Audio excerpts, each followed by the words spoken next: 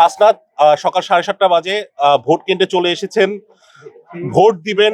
প্রথম ভোট কিনা, কি প্রত্যাশা একটু বলবেন? এটা আমার জীবনে আমার প্রথম ভোট। আমি এর আগে কখনো ভোট দেইনি। প্রথম ভোটও দিব এবং প্রথম প্রার্থীও হয়েছে।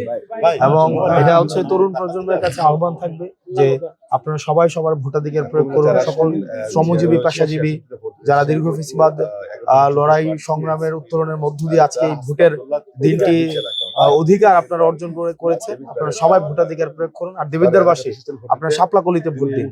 আপনারা শাপলাকলিতে আমরা আপনার প্রতিনিধি হয়ে, আপনার কণ্ঠস্বর হয়ে সংসদে আপনার প্রতিনিধিত্বই আমরা করবো ইনশাআল্লাহ।